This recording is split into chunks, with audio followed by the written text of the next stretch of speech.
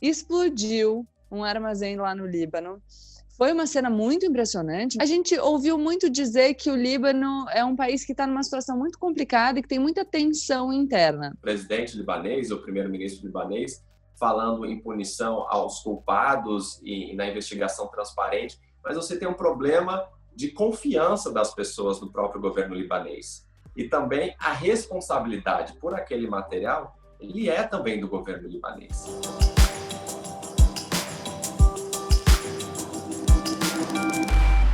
Olá, pessoal! Como eu sempre digo, a partir de agora, menos emoção e mais razão. Aproveita para se inscrever no canal, deixar o seu like e compartilhar esse vídeo com seus amigos. Vou contar para vocês que nesse vídeo eu pedi uma ajuda. Vocês devem ter visto que nos últimos dias só se tem falado da explosão no Líbano. E aí eu aqui pensando que eu devia fazer um vídeo para vocês, para contar um pouquinho do Líbano, o que aconteceu, por que as pessoas suspeitaram de terrorismo, qual que é a versão que a gente tem até agora, por que as pessoas estão falando do Líbano como um país instável e numa crise econômica profunda. E aí eu fiquei pensando quem eu chamaria para me explicar esse assunto. E o que eu decidi foi que eu vou compartilhar com vocês a pessoa a quem eu sempre peço ajuda quando eu vou discutir esse tipo de assunto, que é o meu amigo da CNN, o Pablo. Oi, Pablo. Boa noite, Gabi. Tudo bem? Sim, e você? Tudo ótimo. Prazer estar com você aqui, além da CNN, que a gente se fala pelos corredores também, né? É muito legal. Eu conheci o Pablo logo que a gente entrou na CNN, né? No começo, ele trabalha de manhã, eu agora não trabalho de manhã, a gente só se cruza ali no meio do caminho, mas no começo a gente ia trabalhar no mesmo horário, e a gente se deu bem de cara. Enfim, ele é muito, muito, muito sabido dessas questões, um profundo conhecedor dessas culturas, já morou em diversos lugares do mundo, então tem muito mais condição de falar para vocês sobre esse assunto do que eu, obviamente. Pablo, seguinte, explodiu um armazém lá no Líbano. Foi uma cena muito impressionante, né? Todo mundo viu. Eu lembro que na hora que saiu o vídeo, umas pessoas me mandaram que devia ser uma explosão nuclear, porque realmente teve muito impacto, já começaram a falar de ataque terrorista. E aí eu já começo te fazendo algumas perguntas. Primeira, a gente ouviu muito dizer que o Líbano é um país que está numa situação muito complicada e que tem muita tensão interna. E dois, por que quando acontece uma explosão lá no Líbano, logo a gente pensa em terrorismo? Bom, Gabi, a gente pode começar falando um pouco sobre a estrutura de poder, então, que funciona no Líbano, né? A gente tem, então, nessa divisão de poder, a gente tem os três principais cargos do país divididos entre as maiores comunidades religiosas. Lembrando, então, que no Líbano a gente tem 18 comunidades religiosas que são, né, que existem no país, que são reconhecidas no país. Então, o presidente, que é no caso Michel Aoun, presidente da República, é um cristão. E a gente tem o presidente do parlamento, que é um xiita, e o primeiro-ministro, então, que é sunita, representando essas três maiores comunidades religiosas no país. Isso é muito importante a gente lembrar, falar também que o Líbano viveu uma guerra civil de 75 a 1990, com problemas, obviamente, entre os grupos religiosos que estão no Líbano. Então, a gente tem também esse é um dos cenários que a gente encontra no país, fora que a gente também tem, assim, ele está inserido num cenário de uma geopolítica, digamos assim, envolvendo outros países. A gente tem, por exemplo, temos a Síria ali do lado, temos Israel também ali ao lado, e um desses grupos muito importantes do Líbano é o Hezbollah.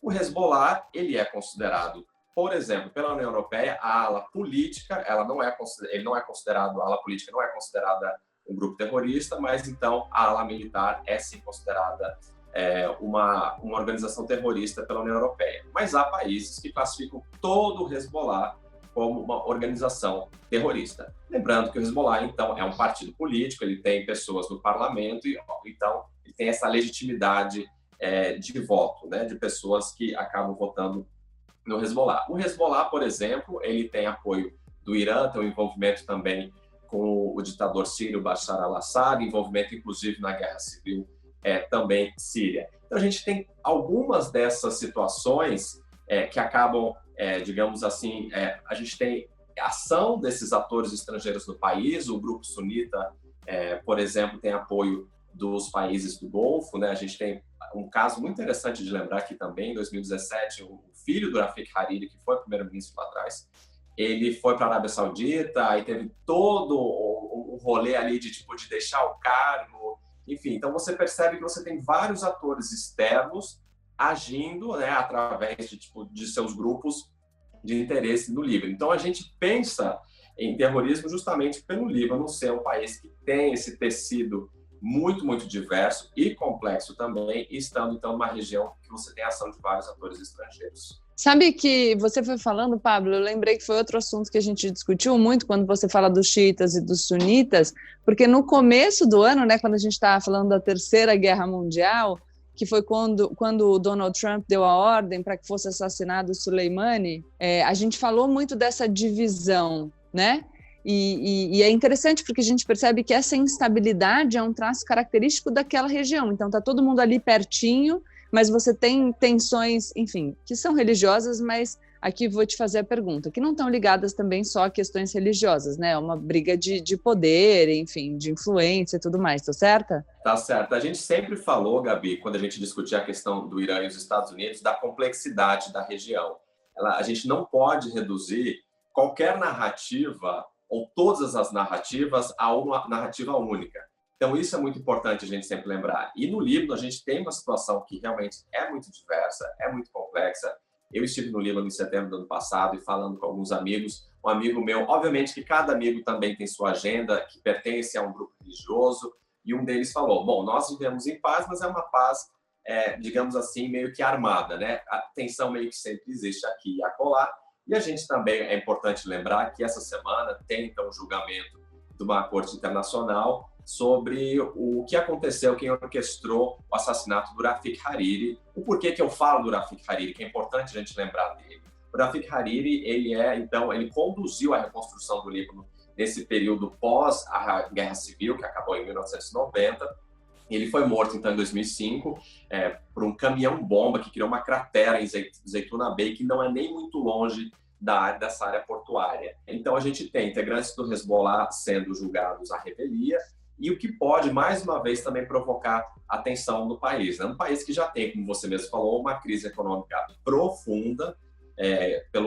Muito dessa crise, vários libaneses acabam culpando, então, as elites políticas, né, por não conduzir reformas no país. Então, você tem até um índice que é interessante a gente trazer aqui, um índice de corrupção, que diz que o Líbano ele é visto num ranking de 180 países, ele é o país número 137 do ranking de transparência, e essa organização responsável por esse índice de corrupção diz que os partidos políticos e o parlamento eles são vistos como as instituições mais corruptas. Então, para voltar um pouco para o assunto da explosão também, então a gente tem essa dificuldade, por exemplo, o presidente libanês, o primeiro-ministro libanês, falando em punição aos culpados e na investigação transparente, mas você tem um problema de confiança das pessoas no próprio governo libanês. E também a responsabilidade por aquele material, ele é também do governo libanês, né? Então você tem isso muito claro, uma sensação,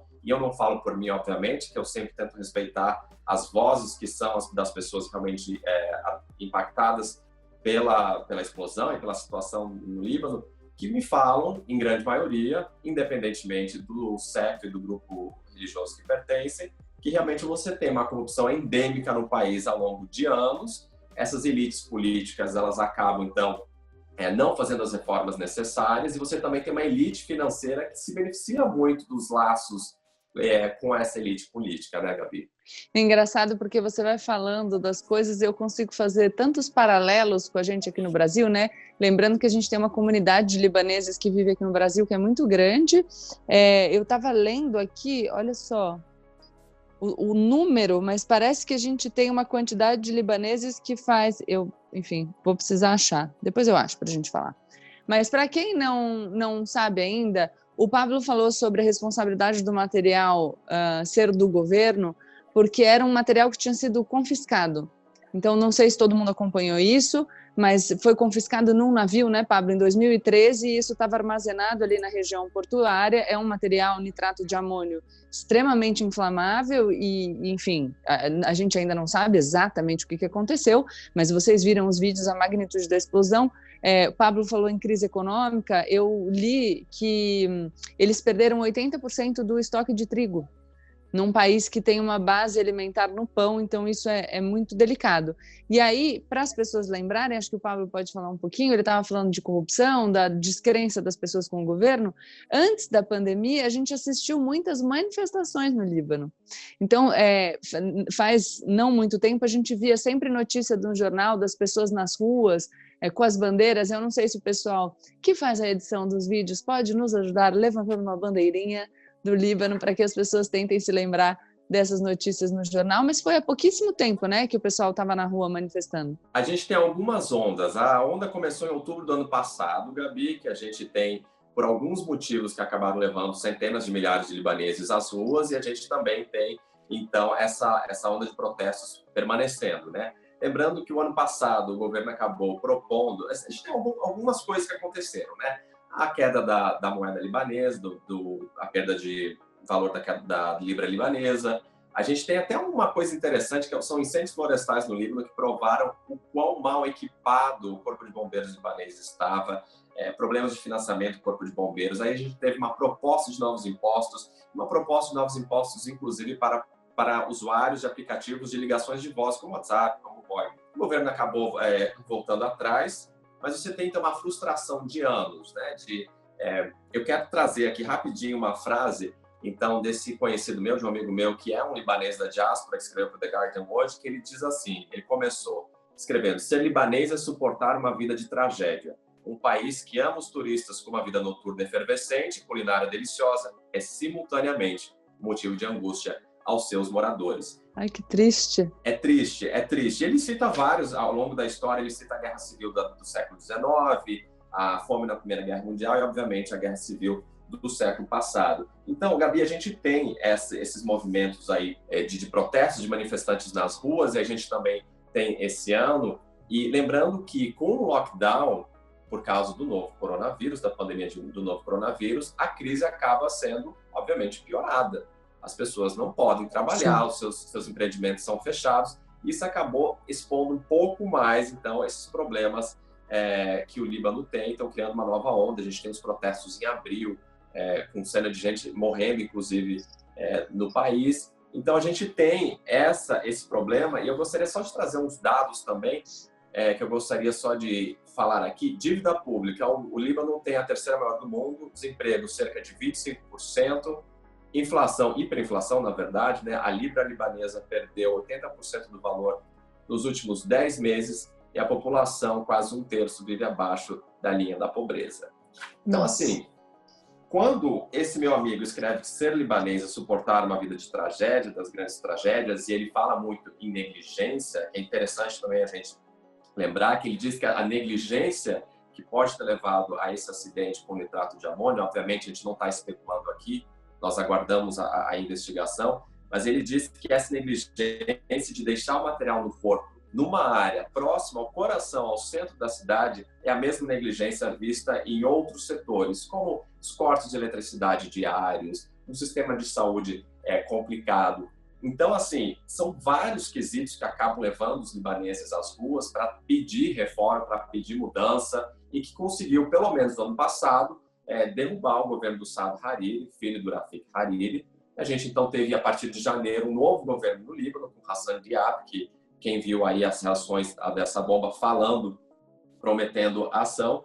Só que o Hassan Diab prometeu reformas. Só que os críticos dizem que ele também não conseguiu implementar essas reformas. Não, e aí vem a pandemia. E além da pandemia, que então piora a situação, a gente tem também, o Líbano, ele quer dinheiro do exterior. Então tem assim, para ele conseguir dinheiro do FMI, ele precisa fazer reformas, mas ele também não consegue. Então, a gente tem essa situação super assim complicada que, obviamente, acaba respingando na vida das pessoas comuns.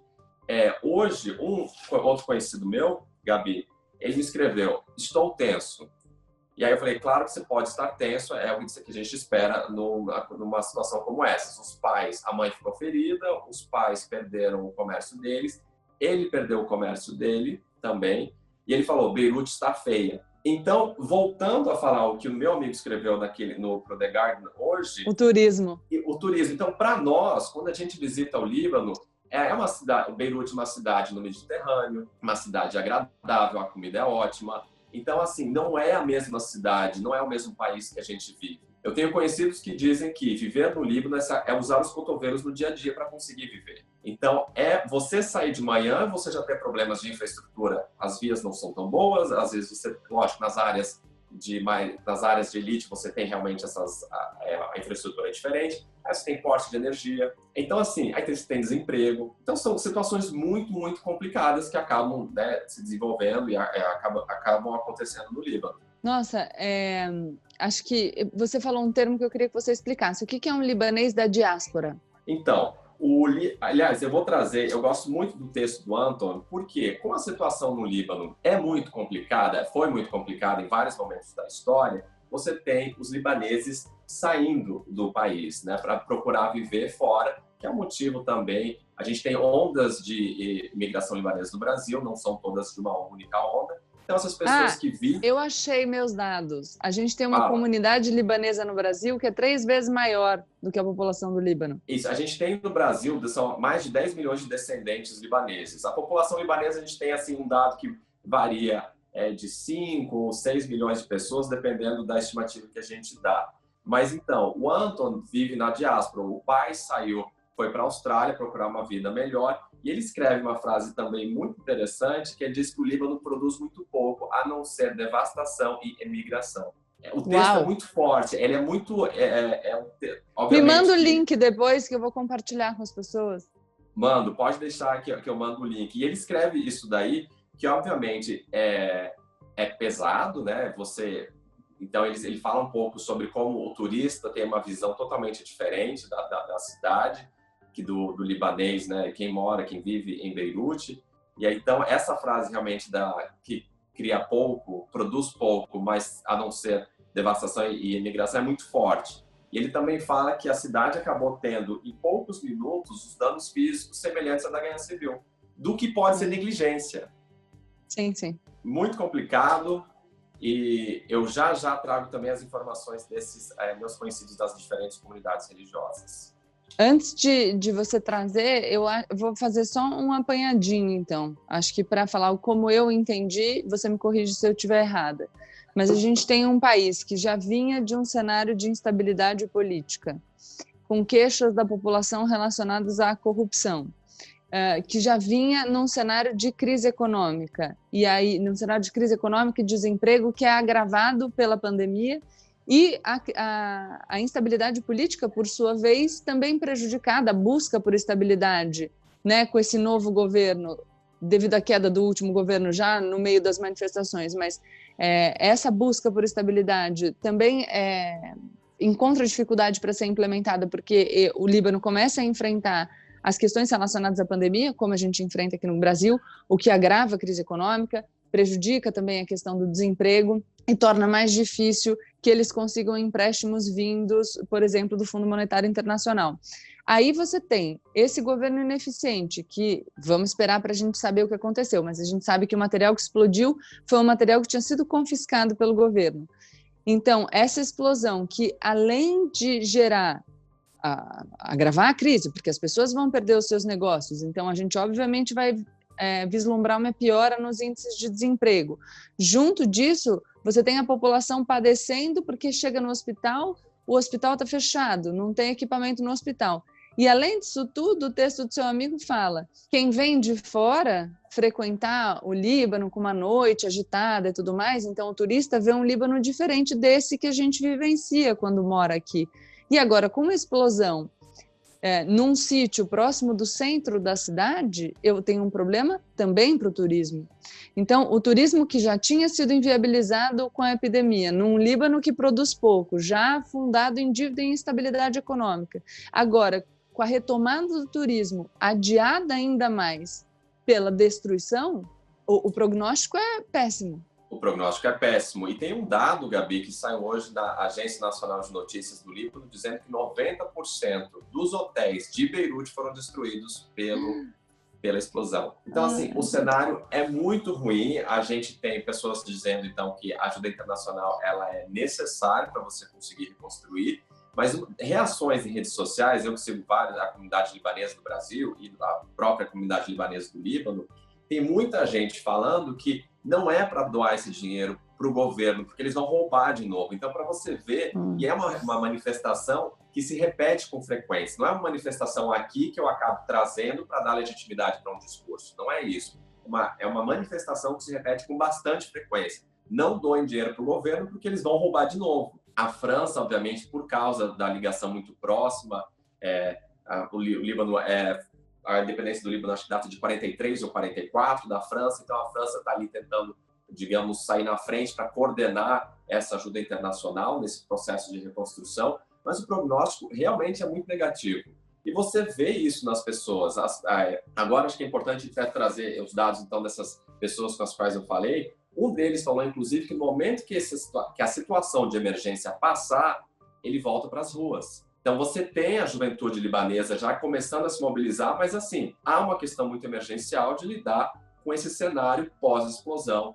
Temos ainda a Covid, porque o Líbano tinha implementado um lockdown, depois suspendeu, depois voltou a implementar um lockdown. Então, assim, você tem vários cenários complicadíssimos para o Líbano e a gente ainda tem o resultado desse veredito aí do julgamento dessa Corte Internacional apoiada pela ONU sobre os responsáveis pela morte do Rafik Hariri. Quando vai ser? Deve sair sexta-feira. Tá. Isso que pode ainda prejudicar mais a atenção do país, né? A questão política. Então, assim, são várias questões. É bem complicado mesmo. A gente, eu escuto, eu tento falar um pouco com os meus amigos, outros são apenas conhecidos. O choque permanece, né? Além dos ferimentos.